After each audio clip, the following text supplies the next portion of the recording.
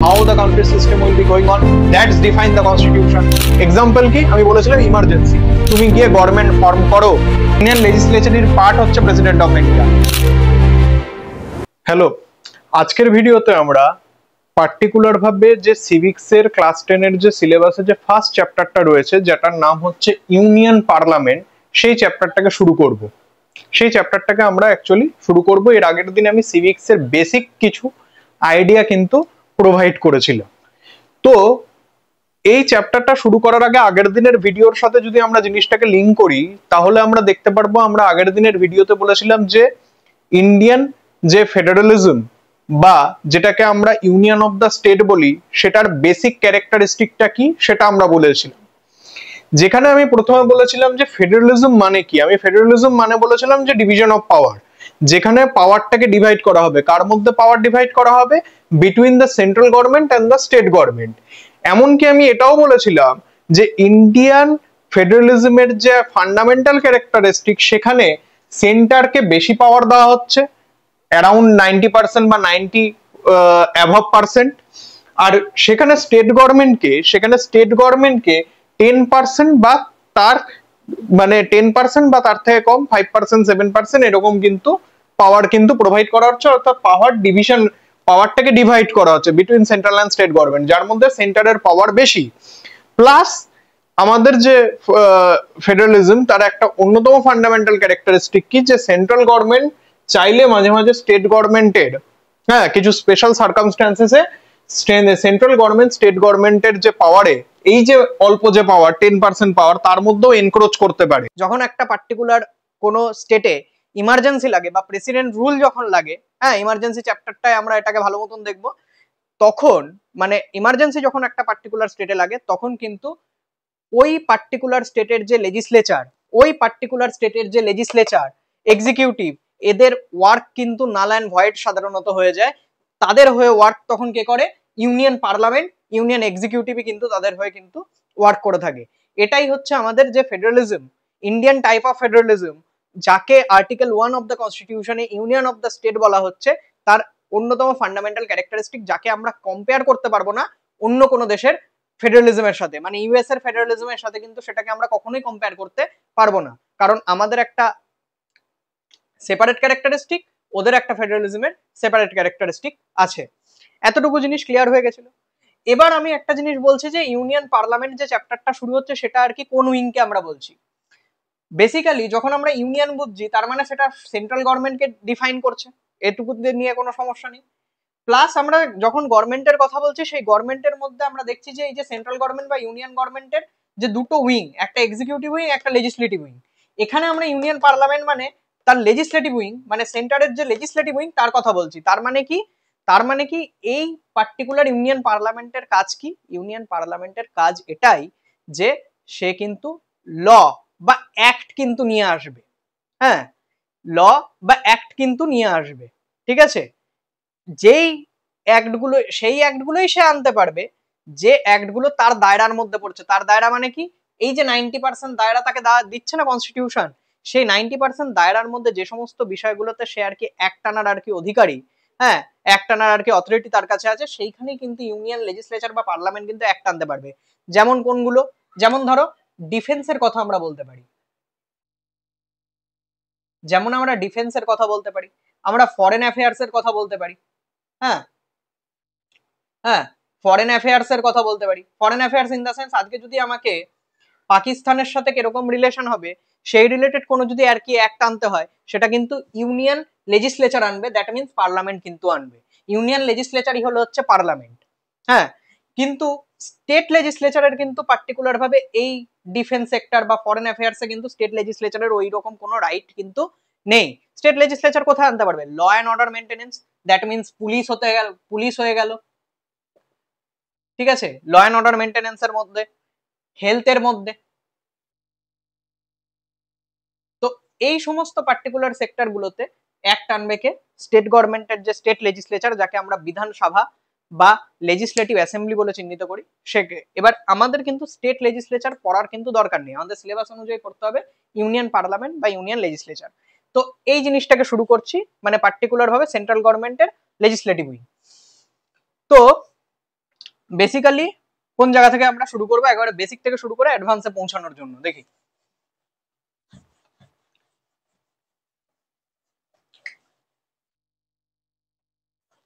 যখন আমরা union parliament বা ইউনিয়ন লেজিসলেচারের কথা বলছি না, ইউনিয়ন লেজিসলেচার,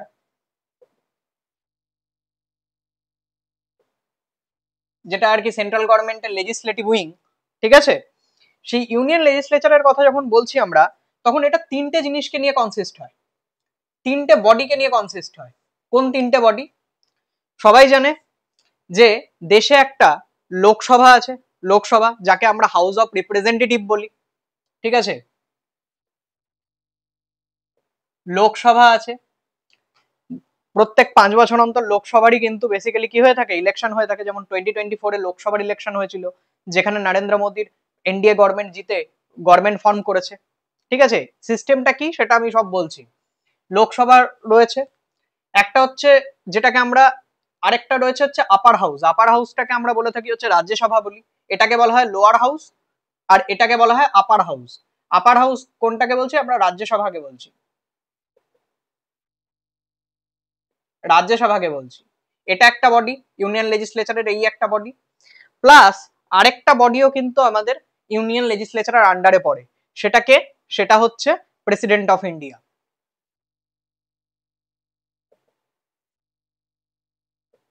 ওই কারণে তুমি দেখবে যে বেসিক্যালি কোনো অ্যাক্টকে যখন আনা হয়, যখন একটা অ্যাক্টকে মানে কোনো একটা অ্যাক্ট যখন আর কি ইউনিয়ন মানে ইউনিয়ন লেজিসলেচারে যখন পাস হয়ে যাচ্ছে, সেটা যখন স্যাংশন হয়ে যাচ্ছে, তখন সেটা কিন্তু অ্যাক্ট হয়ে যায়। তার আগে সেটাকে বলা হয় বিল। বেসিক্যালি লোকসভায় কোনো একটা বিল আনা হয়েছিল, ধরো কোনো একটা বিল ধরো আনা হয়েছিল, সেই বিলটা লোকসভাতে অনুমতি পেয়ে গেল, রাজ্যসভাতে তারপরে এলো, রাজ্যসভাতেও বিলটা অনুমতি পেয়ে গেল, দেন সেটা কিন্তু প্রেসিডেন্ট অফ ইন্ডিয়ার অ্যাসেন্টের প্রয়োজন হয়। কেন অ্যাসেন্টের প্রয়োজন হয়? কারণ ইউনিয়ন লেজিসলেচারের একটা পার্ট হচ্ছে president of India.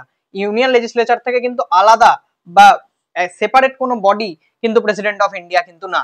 Union লেজিসলেচারের part হচ্ছে প্রেসিডেন্ট অফ ইন্ডিয়া, যা যে কিনা একজন এক্সিকিউটিভের মধ্যে পড়ে।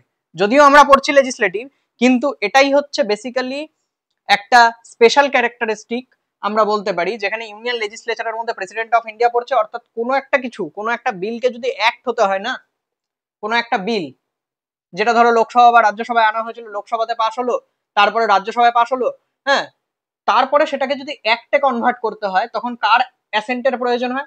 কার অ্যাসেন্টের প্রয়োজন হয়? অবশ্যই প্রেসিডেন্ট অফ ইন্ডিয়ার অ্যাসেন্টের প্রয়োজন হয়, because the president of India is the integral part of the union legislature. এতটুকু ক্লিয়ার হয়ে গেছে? এতটুকু পয়েন্ট যখন ক্লিয়ার হয়ে গেছে, নেক্সট আমরা দেখার চেষ্টা করি যে এরা বেসিক্যালি ওয়ার্ক কিভাবে করে। এরা বেসিক্যালি ওয়ার্ক কিভাবে করে। এবার লোকসভা কি রাজ্যসভা কি, এবার দেখো তুমি যদি বেসিক ভাবে আর কি, মানে বেসিক ইয়েতে আমরা যদি দেখার চেষ্টা করি, তুমি খেয়াল করবে যে আমরা লোকসভার একটা ইলেকশন দেখতে পাই প্রত্যেক 5 ইয়ার্স, মানে in every 5 years, after every 5 years আমরা কি লোকসভার একটা ইলেকশন দেখতে পাই। এই লোকসভার ইলেকশন মানে কি, যে তোমার হাউস অফ পিপলস রয়েছে ইউনিয়ন লেজিসলেচারের, তার একটা ইলেকশন হয়, যেখান থেকে আমরা কিছু ক্যান্ডিডেটকে নমিনেট করি। কারা নমিনেট করে? Peoples of India. Peoples of India directly কি করে, নমিনেট করে, মানে ইলেক্ট করে থাকে কাদেরকে? কিছু রিপ্রেজেন্টেটিভকে, যারা কিনা লোকসভায় গিয়ে বসে। যে রিপ্রেজেন্টেটিভরা লোকসভায় গিয়ে বসছে তাদেরকে আমরা কি বলি? এমপি বলে থাকি, member of parliament of Lok Sabha, member of parliament of Lok Sabha. ধরা যাক এখানে মেম্বার অফ পার্লামেন্ট 550 আছে টোটাল। আমি লোকসভার স্ট্রেংথ ধরে আমি ধরলাম হচ্ছে 550 হচ্ছে টোটাল মেম্বার অফ পার্লামেন্ট রয়েছে, যাদের কাজ কি কোনো বিলকে অ্যাক্টে কনভার্ট করা। মানে কোনো বিল অ্যাক্ট হবে কিনা সেটাকে বেসিক্যালি জাজ কে করবে? এই member of parliament of Lok Sabha বা মেম্বার অফ পার্লামেন্ট অফ রাজ্যসভারা করবে, ঠিক আছে। তো এই লোকসভার যে 550 মেম্বার কে আমরা ডাইরেক্টলি ইলেক্ট করলাম, কারা ইলেক্ট করলো? Peoples of India, you and me. Peoples of ইন্ডিয়ার ডাইরেক্ট ইলেকশন, ডাইরেক্টলি কাকে ইলেক্ট করলো? ইলেক্ট করলো যে রিপ্রেজেন্টেটিভ অফ দ্য লোকসভা বা এমপি অফ দ্য লোকসভা।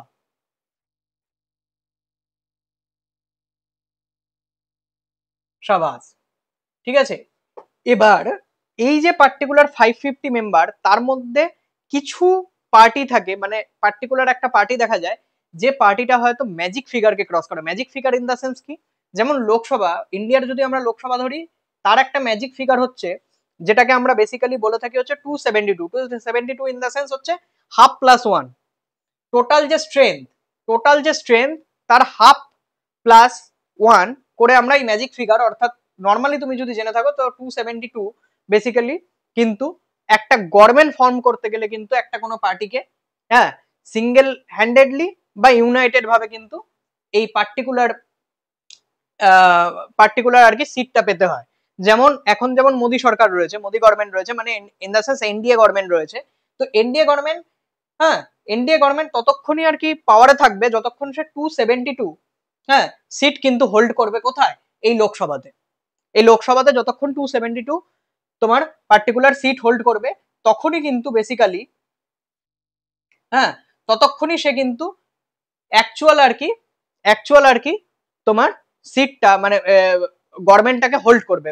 এবার গভর্নমেন্টকে হোল্ড করবে মানে আমি এখানে কি বোঝাতে চাইছি, আমি এখানে এটাই বোঝাতে চাইছি যে এই যে লোকসভায় 550 মেম্বার চলে এলো, তার মধ্যে থেকে যে মেজরিটি বা major section of the party, বা যে আর কি সবচেয়ে বেশি ধরো ভোট পাচ্ছে যে পার্টিটা, যেমন এখানে আমি ধরলাম ইন্ডিয়া গভর্নমেন্ট অ্যাভাব 272 ভোট কিন্তু বা সিটস কিন্তু পেয়েছে 550-র মধ্যে, এর মধ্যে থেকে তো তখন একে একটা ক্লিন চিট দেওয়া হবে কি, যে তুমি যাও বাবা গভর্নমেন্ট ফর্ম করো। কোন গভর্নমেন্ট? এক্সিকিউটিভ গভর্নমেন্ট ফর্ম করো। এটা লেজিসলেটিভ উইং, কিন্তু তুমি ফর্ম করছো কি এক্সিকিউটিভ গভর্নমেন্ট ফর্ম করো। তার মানে কি এই 272 মেম্বারদের মধ্যে থেকে কিছু member,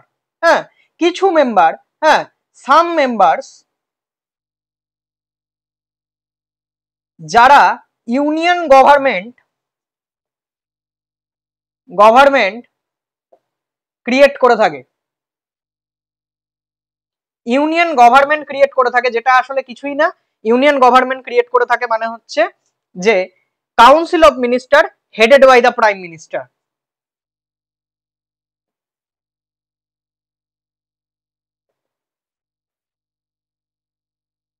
headed by the PM, prime minister. Council of minister headed by the prime minister, যেখানে তুমি প্রাইম মিনিস্টার হিসেবে নরেন্দ্র মোদীকে দেখতে পাও। কাউন্সিল অফ মিনিস্টারের মধ্যে অন্যান্য মিনিস্টারদের মধ্যে তুমি অমিত শাহকে দেখতে পাও as a home minister, basically জয়শঙ্করকে দেখতে পাও ফরেন অ্যাফেয়ার্স মিনিস্টার, তারপরে ডিফেন্স মিনিস্টার হিসেবে রাজনাথ সিংকে দেখতে পাও। তাহলে ওরা কার মধ্যে আসছে? তারা কাউন্সিল অফ মিনিস্টারের মধ্যে আসছে।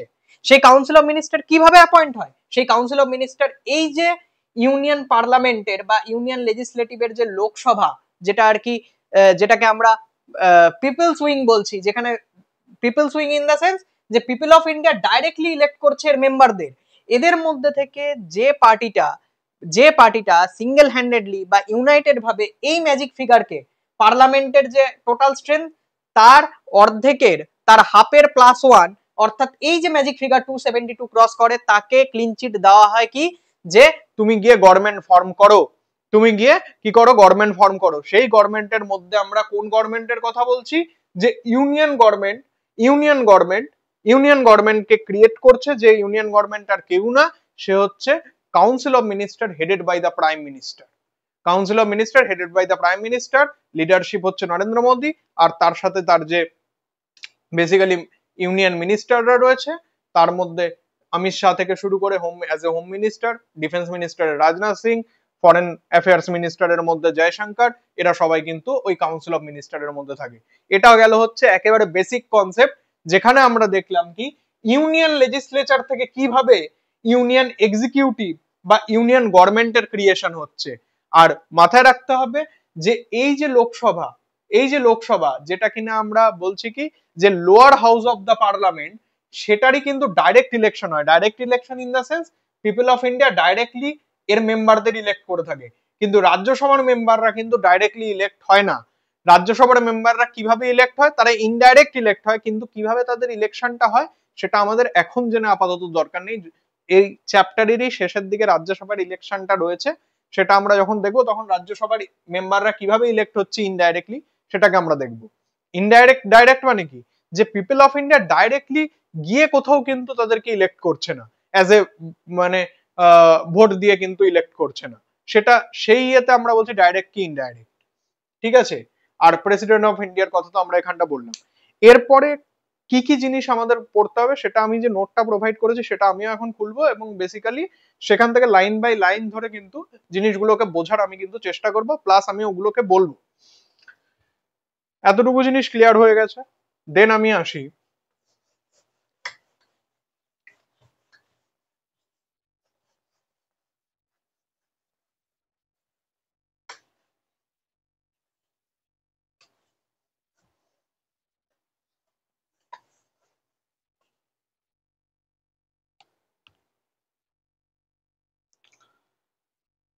এখানে কি কি বলছে, প্রথমে আমি বলার চেষ্টা করি ওই নোটটায়, ওই যে পার্টিকুলার যে নোটটা আমি আগের দিনের ভিডিওতে প্রোভাইড করেছিলাম, ওখানে কি বলছে, the union parliament consist of the president and two houses, যে কথাটা আমি এক্ষুনি বললাম যে ইউনিয়ন পার্লামেন্ট কি দিয়ে তৈরি হচ্ছে, একটা হচ্ছে তোমার হাউস অফ পিপলস মানে লোকসভা, আরেকটা হচ্ছে যেটাকে আমরা বলছি হচ্ছে রাজ্যসভা বা কাউন্সিল অফ স্টেটসও বলা হয়ে থাকে রাজ্যসভাকে, প্লাস হচ্ছে প্রেসিডেন্ট অফ ইন্ডিয়া।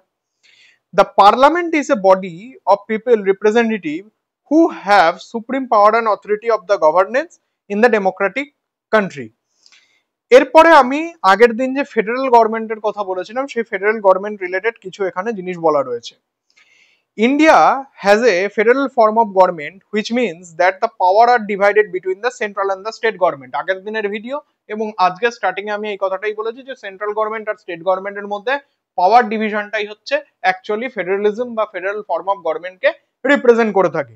এইখানেও কিছু নতুন কিছু আমি পেলাম না।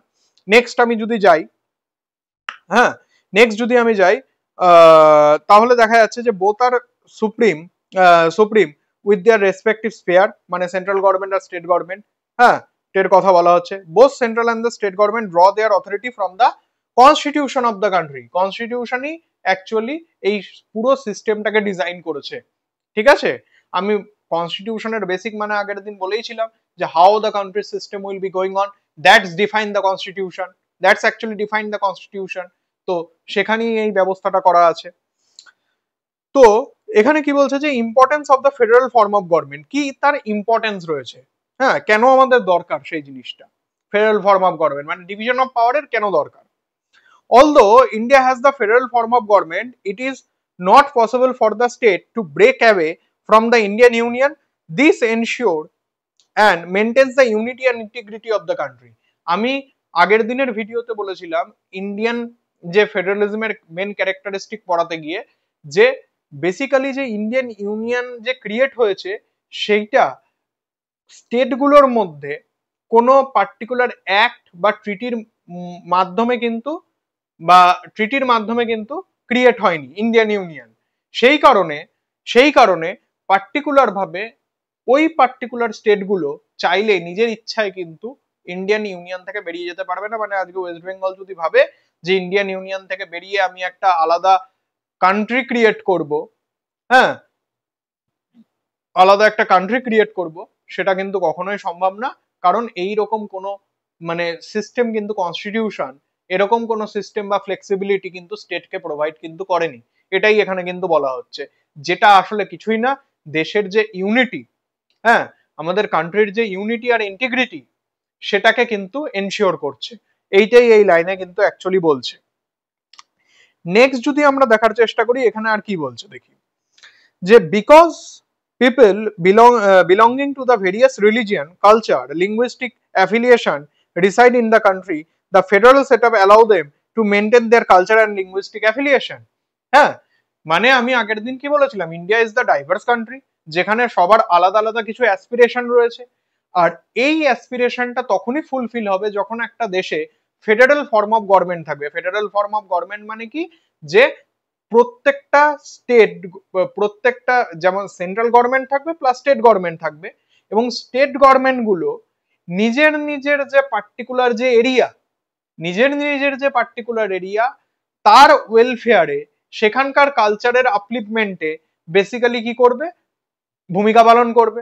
হ্যাঁ কিন্তু সেখানে যদি আমাদের কেবল ইউনিয়ন গভর্নমেন্ট থাকতো তাহলে সে হয়তো পুরো, ধরো ইউনিয়ন গভর্নমেন্ট আমাদের এখানে ধরো শুধু ইউনিয়ন গভর্নমেন্ট রয়েছে, আমাদের ফেডারেল ফর্ম অফ গভর্নমেন্ট বা স্টেট গভর্নমেন্ট গুলোর কোনো, আমরা ধরলাম যে স্টেট গভর্নমেন্ট গুলোর কোনো আর কি এক্সিস্টেন্স কিন্তু নেই। আমি যদি আর কি নর্মালি বলি যে কোনো এক্সিস্টেন্স, ধরো আমাদের স্টেট গভর্নমেন্ট গুলোর কিন্তু কোনো আর কি এক্সিস্টেন্স নেই, কেবল ইউনিয়ন গভর্নমেন্ট রয়েছে। তার মানে কি দিল্লি থেকে সমস্ত বেসিক্যালি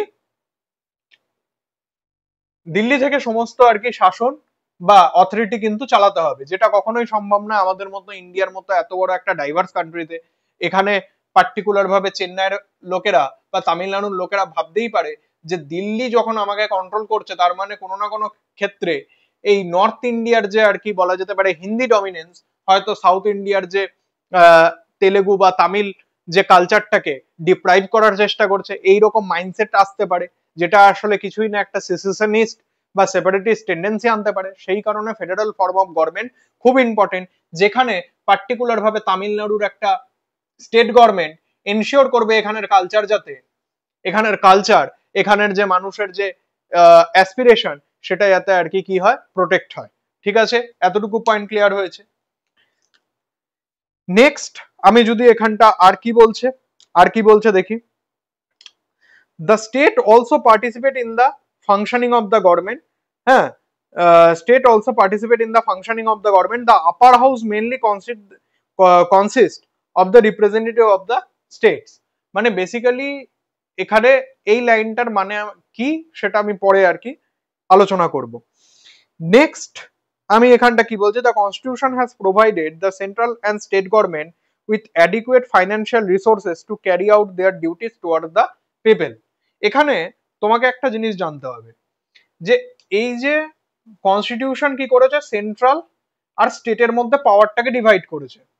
একে হয়তো 95% পাওয়ার দিয়ে রেখেছে, আর একে হয়তো স্টেট গভর্নমেন্ট গুলোকে হয়তো 10%, 15%, 10 to 15% বা আমি ধরলাম হচ্ছে 7 to 10% পাওয়ার কিন্তু প্রোভাইড করে রেখেছে, 7 to 10% পাওয়ার প্রোভাইড করে রেখেছে।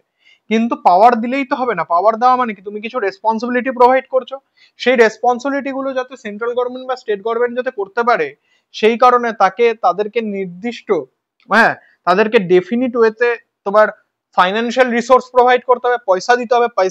পয়সা না দিলে পার্টিকুলার ভাবে সেন্ট্রাল গভর্নমেন্ট আর স্টেট গভর্নমেন্ট কাজ করবে কিভাবে, এই পয়সাটা কিভাবে ডিভাইড হবে সেটা ডিসাইড করে থাকে কনস্টিটিউশনের আর্টিকেল 280 তে থাকা একটা ফাইন্যান্স কমিশন। এটাকে বলা হয়ে থাকে ইউনিয়ন ফাইন্যান্স কমিশন। বেসিক্যালি এটাকে আমরা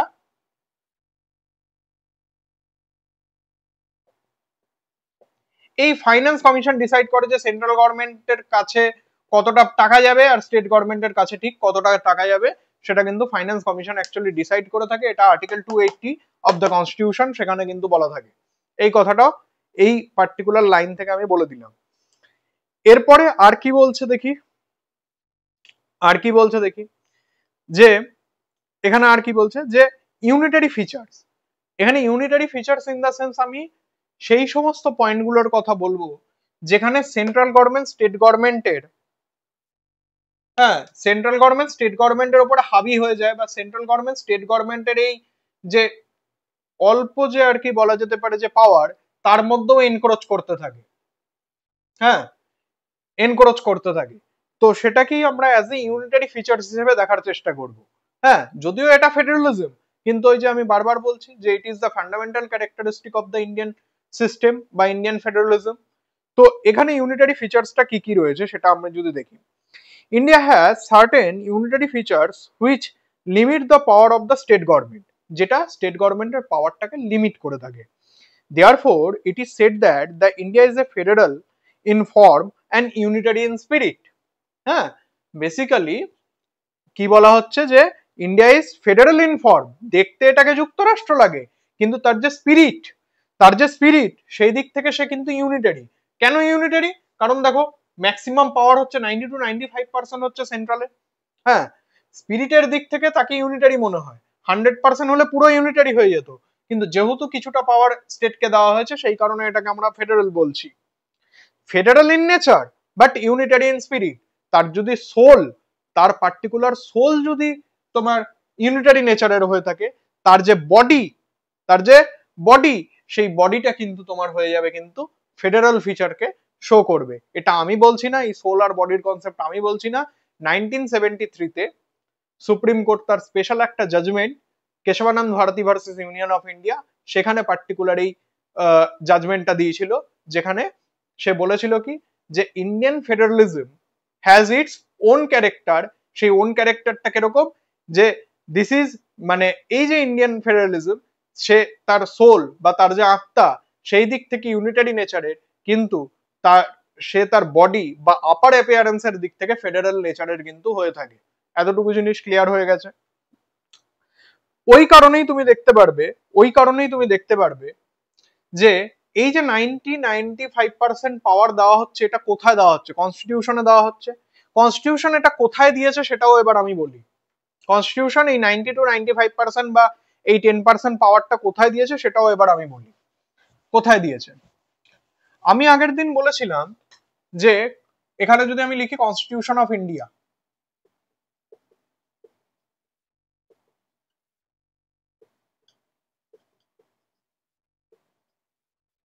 এখানে যদি আমি কনস্টিটিউশন অফ ইন্ডিয়া লিখি, কনস্টিটিউশন অফ ইন্ডিয়া তিনটে জিনিস নিয়ে কনসিস্ট হয়।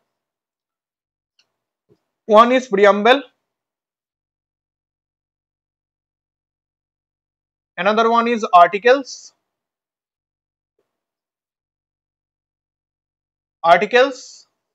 আর হচ্ছে schedules।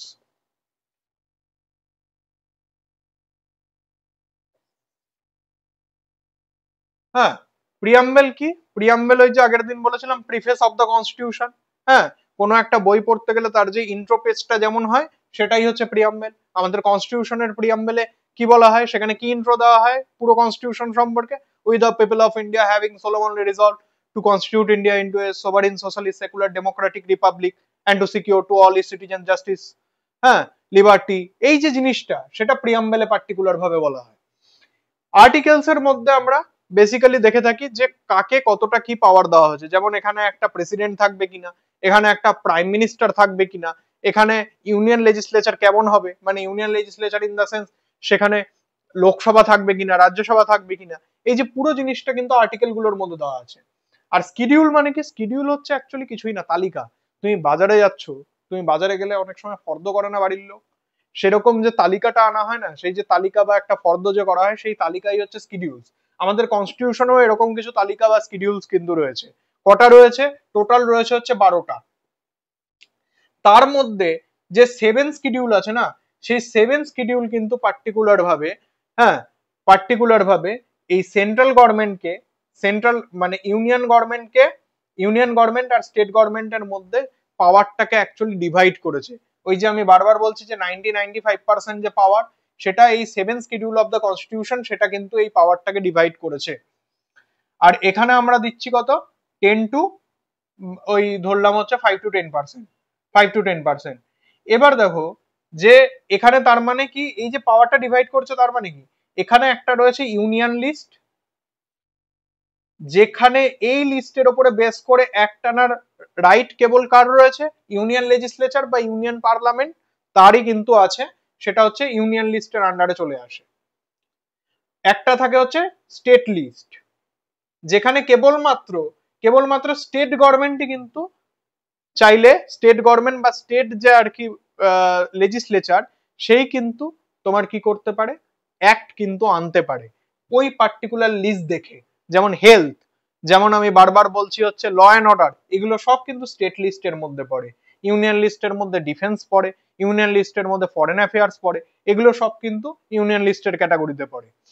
ঠিক আছে, আরেকটা থাকে হচ্ছে কনকারেন্ট লিস্ট। আরেকটা কি থাকে? কনকারেন্ট লিস্ট মানে হচ্ছে, এটাকে বাংলায় বলে হচ্ছে যে যৌথ তালিকা। যৌথ তালিকা মানে হচ্ছে বেসিক্যালি কি, এখানে ইউনিয়ন গভর্নমেন্ট তো অ্যাক্ট আনতে পারে এই লিস্টের উপরে বেস করে, স্টেট গভর্নমেন্ট এই লিস্টের উপরে বেস করে অ্যাক্ট আনতে পারে। তবে point to be noted here that যে কোনো একটা পার্টিকুলার টপিকে যদি ইউনিয়ন গভর্নমেন্ট আর স্টেট গভর্নমেন্ট দুজনেই যদি আর কি অ্যাক্ট নিয়ে আসে, তাহলে স্টেট গভর্নমেন্টকে গুরুত্ব দেওয়া হবে না, ইউনিয়ন গভর্নমেন্টটাই কিন্তু গুরুত্ব পাবে। কেন? ওই যে বললাম, special characteristic of the Indian union বা ইন্ডিয়ান ফেডারেলিজম। তার যে স্পেশাল ক্যারেক্টারিস্টিক, যেখানে বারবার বলা হচ্ছে কি যে ইন্ডিয়ান ফেডারালিজম তার যে সোল, তার যে আত্মা, সেই দিক থেকে ইউনিটারি নেচারের, কিন্তু তার বডির দিক থেকে সে ফেডারেল নেচারের। এতটুকু জিনিস ক্লিয়ার হয়ে গেছে? আচ্ছা, এতটুকু জিনিস ক্লিয়ার হয়ে গেছে। এই জিনিসটাই কিন্তু এই পার্টিকুলার সেকশনটায় বোঝানোর ছিল, যে 7 শিডিউল অফ দ্য কনস্টিটিউশন এই জিনিসটাকে ভাগ করেছে। আচ্ছা, আর কি রয়েছে দেখি একটু, নেক্সট যদি আর কি দেখার চেষ্টা করি, দেখি। হ্যাঁ, এখানে আরো কিছু জিনিস রয়েছে, যেমন এটা আমরা বললাম। হ্যাঁ, এটা আমরা বললাম। এইখানে দেখবে যে ইউনিয়ন লিস্টের আন্ডারে দেখবে 97 এর কাছাকাছি কিন্তু সাবজেক্ট বা লিস্ট কিন্তু এর মধ্যে রয়েছে। এর আন্ডারে রয়েছে হচ্ছে 66, আর এর আন্ডারে রয়েছে 47। তুমি নাম্বারের দিক থেকে দেখতে পারছো যে ইউনিয়ন লিস্ট বেশি রয়েছে, মানে ইউনিয়নের হাতে বেশি ক্ষমতা রয়েছে, পাওয়ার ইউনিয়নের হাতে বেশি রয়েছে, স্টেটের হাতে 66। এমনকি কেবলমাত্র নাম্বারের দিক থেকে ইউনিয়ন বেশি নেই, প্লাস যত ইম্পর্টেন্ট জিনিসগুলো সব এই 97 এর মধ্যে রয়েছে। এই 66 অত কোনো কাজেরই না, বেসিক্যালি এই 66 মানুষের ওয়েলফেয়ারের সাথে যুক্ত, ঠিক আছে? হেলথ মেলথ এগুলোর কথা আমি বলছি। এতটুকু জায়গা ক্লিয়ার হয়েছে। আরেকটা জিনিস এখানে কি বলছে, এই ইউনিটারি ফিচার্স এর মধ্যে বা নন ফেডারেল ফিচার্স এর মধ্যে বেসিক্যালি কি হয় যে কোনো একটা কান্ট্রিতে যদি ফেডারালিজম বা ফেডারালিজম যদি থাকে, কোনো একটা কান্ট্রিতে যদি ফেডারালিজম বা ডিভিশন অফ পাওয়ার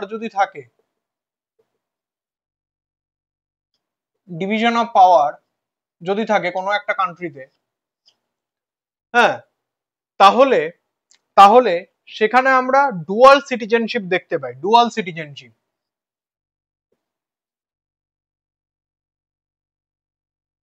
কি দেখতে পাই? ডুয়াল সিটিজেনশিপ আমরা দেখতে পাই। ডুয়াল সিটিজেনশিপ মানে কি? একটা সিটিজেনশিপ, একটা পার্সন বা একটা সিটিজেনশিপ হচ্ছে কার? সেন্টারের, আর আরেকটা হচ্ছে তার স্টেটের। মানে ইন্ডিয়াতে যদি ডুয়াল সিটিজেনশিপ থাকতো, তাহলে আমি পার্টিকুলার ভাবে ওয়েস্ট বেঙ্গলেরও সিটিজেন হতাম, প্লাস হচ্ছে ইন্ডিয়ারও সিটিজেন হতাম। কিন্তু ইন্ডিয়াতে ফেডারালিজম তো আছে, কিন্তু এখানে কিন্তু ডুয়াল সিটিজেনশিপ নেই ইউএস এর মতো, এখানে আছে কিন্তু সিঙ্গেল সিটিজেনশিপ।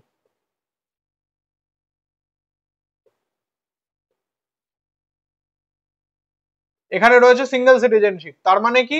তার মানে এটাই বোঝাচ্ছে যে তুমি কেবলমাত্র ইন্ডিয়ার সিটিজেন, তোমার রাজ্য বা স্টেটের কিন্তু কোনো সিটিজেনশিপ কিন্তু তোমাকে আলাদা করে প্রোভাইড করা হবে না। মানে কোনো একটা পার্টিকুলার স্টেট তার রাজ্যে থাকা ব্যক্তিদের জন্য কোনো স্পেশাল কিন্তু বলা যেতে পারে যে ব্যবস্থা বা স্পেশাল কিছু কিন্তু মানে স্পেশাল কোনো ব্যবস্থা কিছু করতে পারবে না। স্পেশাল ব্যবস্থা ইন দা সেন্স হয়তো ভাবলো যে বেসিক্যালি যে কোনো একটা, ধরো state government, West Bengal state government একটা কোনো গভর্নমেন্ট জবের জন্য আর কি অ্যাপ্লিকেশন ছেড়েছে, যেখানে সে বলল যে আমি কেবলমাত্র সেই সমস্ত ব্যক্তিদেরই আর কি নেব যারা কিনা ওয়েস্ট বেঙ্গলের সিটিজেন বা ওয়েস্ট বেঙ্গলের বাসিন্দা। হ্যাঁ, ওয়েস্ট বেঙ্গলের সিটিজেন ধরে নিল। হ্যাঁ, কিন্তু এইরকম কোনো ব্যবস্থা ইন্ডিয়ান সিস্টেমে কিন্তু কখনো হয় না। তুমি একটা ওয়েস্ট বেঙ্গল গভর্নমেন্ট ধরো আজকে কোনো একটা পরীক্ষা বা বেসিক্যালি গভর্নমেন্ট জবের কোনো একটা অ্যাপ্লিকেশন ছাড়লো, এখানে চাইলে কিন্তু ইউপি থেকে একজন ব্যক্তি এসেও কিন্তু এই এক্সামটা দিতে পারে। হ্যাঁ, ওয়েস্ট বেঙ্গল গভর্নমেন্ট বলতে পারে যে ওয়েস্ট বেঙ্গলে কাজ করবার জন্য তোমাকে বাংলাটা জানতে হবে, এরকম একটা কন্ডিশন লাগিয়ে দিল। হ্যাঁ, এবার যদি ইউপি থেকে আসা ব্যক্তিটা যদি বাংলা জেনে যদি আর কি ওয়েস্ট বেঙ্গলের সার্ভিসটা যদি পায়, তাহলে কিন্তু ওয়েস্ট বেঙ্গল গভর্নমেন্ট তাকে কিন্তু চাকরি দিতে বাধ্য। এটাই হচ্ছে সিঙ্গেল সিটিজেনশিপের অ্যাকচুয়াল মানে, যে ওয়েস্ট বেঙ্গল গভর্নমেন্ট স্পেশাল কোনো তোমার ব্যবস্থা তার পার্টিকুলার আর কি যে এলাকায় থাকা বা তার টেরিটরির মধ্যে থাকা ব্যক্তিদের জন্য করতে পারবে না। এটাই সিঙ্গেল সিটিজেনশিপ। তাহলে ইন্ডিয়াতে সিঙ্গেল সিটিজেনশিপই কিন্তু আছে। প্লাস আমি এখানে আরো কিছু যদি ইউনিটারি ফিচার্স আর কি ইন্ডিয়ান ফেডারেলিজমের বলার চেষ্টা করি, তাহলে আমরা কি দেখতে পারবো? আমরা জানি যে স্টেট গভর্নমেন্ট, আমি আগের দিন বলেছিলাম যে পার্টিকুলার একটা স্টেট গভর্নমেন্ট কাকে নিয়ে তৈরি হয়। একটা স্টেট গভর্নমেন্টের মধ্যে কে কে থাকে? একটা স্টেট গভর্নমেন্টের মধ্যে থাকে স্টেট এক্সিকিউটিভ আর state legislative.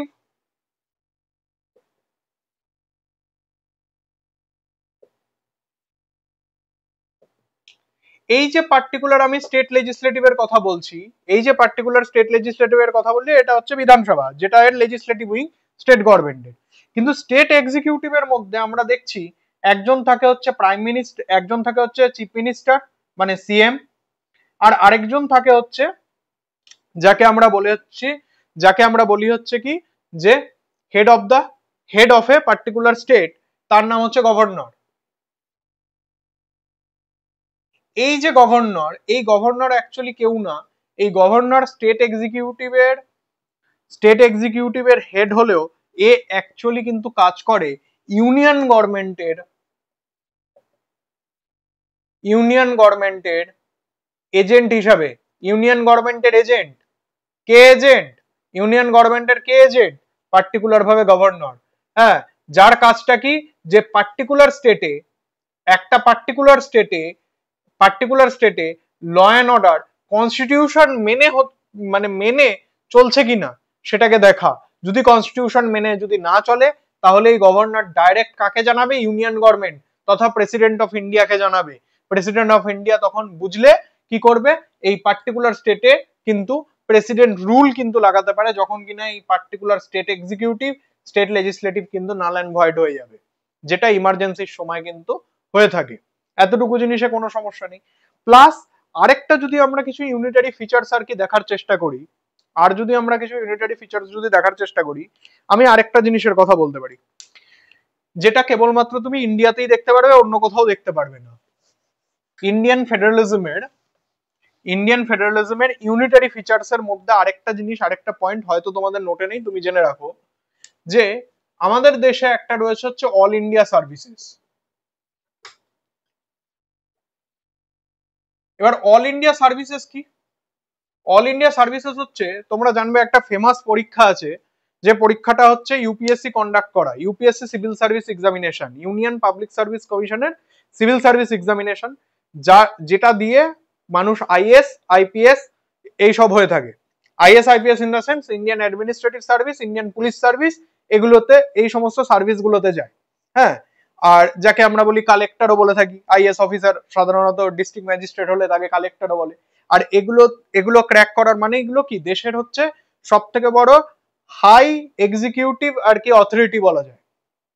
High executive authority বা মানে সব থেকে বড় আর কি চাকরি দেশের সব থেকে বড় চাকরি। হ্যাঁ, প্রচুর ছেলে মেয়ের প্রিপারেশন করে। এবার এই যে অল ইন্ডিয়া সার্ভিস এর কথা আমি বলছি না, যার মধ্যে আমি যে আইএস এর কথা বললাম, আইপিএস এর কথা বললাম, আমি আইএফএস বা ইন্ডিয়ান ফরেস্ট সার্ভিসের কথা বললাম, এই অল ইন্ডিয়া সার্ভিস গুলো যদি তুমি খেয়াল করো, এগুলোতে রিক্রুট করে কে? Central government, union public service commission, UPSC recruit করছে। ইউপিএসসির দেখো ইউটা দেখো ইউনিয়ন, তার মানে রিক্রুট তোমাকে কে করবে? পরীক্ষা নেবে হচ্ছে সেন্ট্রাল গভর্নমেন্ট। কিন্তু কাজ তুমি বাবা কোথায় করবে? কাজ কি তুমি সেন্ট্রাল গভর্নমেন্ট বা ইউনিয়নের হয়ে করবে? না, তুমি কাজ করবে কিন্তু স্টেট গভর্নমেন্টের আন্ডারে। দেখো পুলিশ আমি এক্ষুনি আমি বললাম যে law and order police state গভর্নমেন্টের আন্ডারে আসে, কিন্তু এর যে হাইয়েস্ট যে অথরিটি যারা রয়েছে, এই পুলিশ বলো বা অ্যাডমিনিস্ট্রেশনের যে হাইয়েস্ট অথরিটি গুলো রয়েছে, সেগুলোতে কাজ করবে কারা? ইউনিয়ন গভর্নমেন্টের নির্বাচিত কিছু অফিসার, তারা কাজ করবে স্টেট গভর্নমেন্টের আন্ডারে। তার মানে কি? তার মানে এটাই বোঝাচ্ছে যে স্টেট গভর্নমেন্ট নিজের ইচ্ছায় সব সময় কিন্তু এদেরকে রেগুলেট কিন্তু করতে পারবে না। তার মানে এটা আসলে কিছুই না, ইউনিয়ন গভর্নমেন্ট স্টেট গভর্নমেন্টকে অ্যাকাউন্টেবল রাখছে।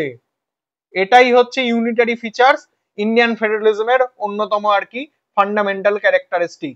এই পয়েন্টটাও আমি এখান থেকে ক্লিয়ার করে দিলাম। এতটুকু থাক। নেক্সট ভিডিওতে আমরা বেসিক্যালি লোকসভা অর্থাৎ ইউনিয়ন যে পার্লামেন্ট, সেই ইউনিয়ন পার্লামেন্টের আমরা আজকের ভিডিওতে দেখলাম যে তিনটে বডি, লোকসভা, রাজ্যসভা আর একটা হচ্ছে প্রেসিডেন্ট অফ ইন্ডিয়া। সেই লোকসভা বা যাকে আমরা লোয়ার হাউস বলে থাকি, লোয়ার হাউস কেন বলে সেটাও আমরা পরে দেখবো। লোকসভা কিভাবে ওয়ার্ক করে, তার টেনিওর কি, সেগুলো আমরা সব পরের ভিডিওতে দেখবো। এতটুকু রিভিশন করো। বাস, বাই।